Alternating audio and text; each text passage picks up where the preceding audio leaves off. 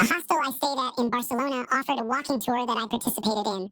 At a certain stop in a plaza, the guide pointed out some indentations and cratering on a stone wall that used to be a hospital or orphanage and said, somewhat nonchalantly, that those were shrapnel holes from a fascist Italian bomb dropped by the Italian Air Force during the Spanish Civil War, which killed several children. I took some time at the back of the group after that.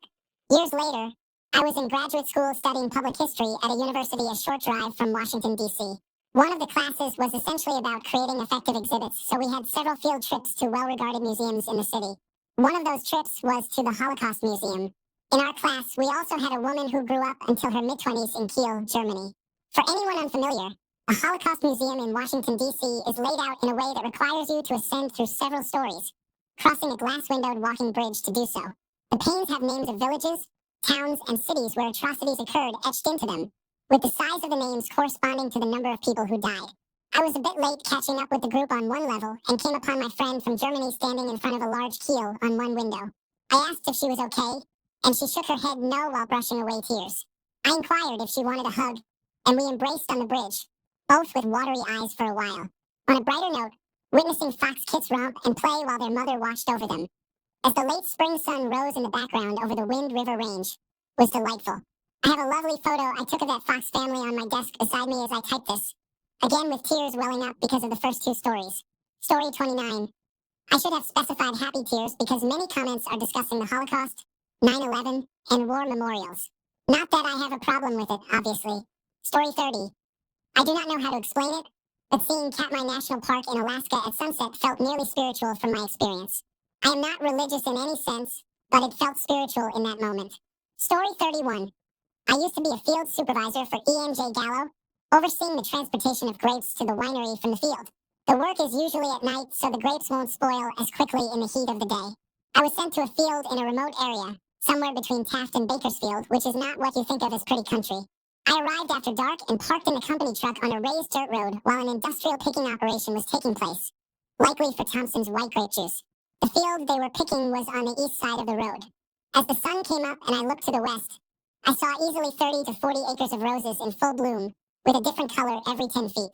It was one of the most pleasant and truly unexpected surprises of my life. Story 32. Walking through old towns at night, especially those with deep history, can feel like stepping into another time. Places like Venice or Kyoto have an atmosphere that draws you in. Story 33.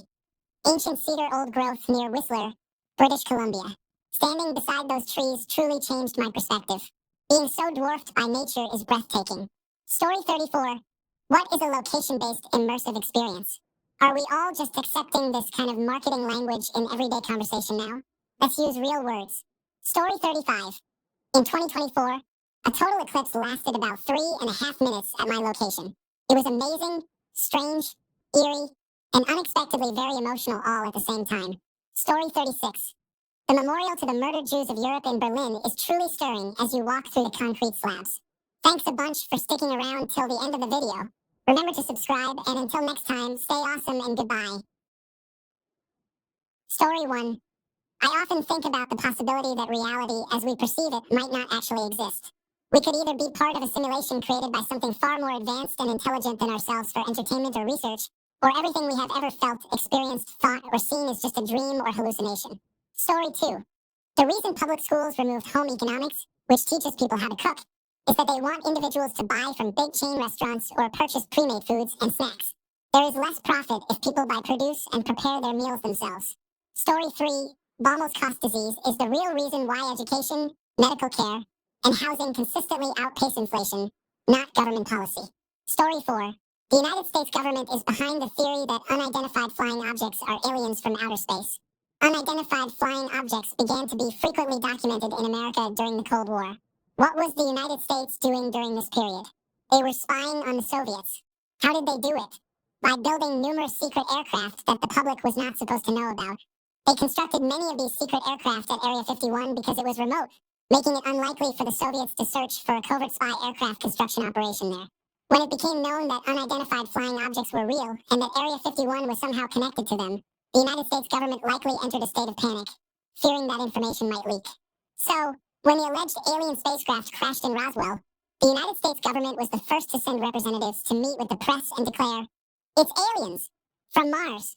This was likely done to influence newspapers to report Aliens crash in New Mexico instead of secret U.S. government spy aircraft crashes in New Mexico. The Soviets, who were undoubtedly reading U.S. newspapers, probably thought, aliens? Those Americans are going crazy over there. Story 5, what with Project MKUltra, Unit 731, and the Nazis, I still believe that governments and corporations use humans for experimentation, but more covertly and covered up. They use modern technology and tools to be more efficient. Human experimentation and torture continue, but in their own native territories rather than just foreign soil. We just don't hear about it, as leaks and security measures are far more efficient than they were in the past. Story 6. Romance novels may be part of a money laundering scheme. There are countless titles available, far more than anyone could possibly read, yet they continue to be produced. It seems unlikely that anyone is actually reading all of them. Regarding James Patterson, he has sold an incredible number of books, yet I have never heard anyone discuss any of his works except for Maximum Ride. I'm not sure what the reason is, but there seems to be something unusual at play. Story 7. North Korea is secretly hiding the last surviving population of unicorns on Earth for their own nefarious purposes. Story 8. I believe the British government deliberately released COVID-19 patients back into care homes to track the speed at which the virus spreads and its fatality among those already compromised and vulnerable. It was easier to observe the rate of infection and gather data when large groups of people were under one roof, generally cared for by one general practitioner practice. They intentionally selected a group of individuals they considered expendable. Story 9. I would believe any conspiracy theory that explains why I see a version of this question in my feed 3 times a day. Story 10. Israel was fully aware of the attack. They allowed it to happen so they could move into Palestine and eliminate them once and for all. Story 11. Mattress stores are often suspected of being money laundering fronts.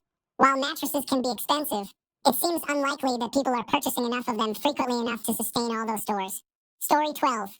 Human nature will never change. We have been fighting over the same issues and facing the same challenges since the dawn of humanity, such as competing for resources, desiring power and wealth, and subjugating others, forcing religious beliefs on them. It seems we are doomed to continue this indefinitely. Story 13. More than one person pointed a firearm at President Kennedy in Dealey Plaza on November 22, 1963. Story 14. Just Stop Oil is funded by large oil companies.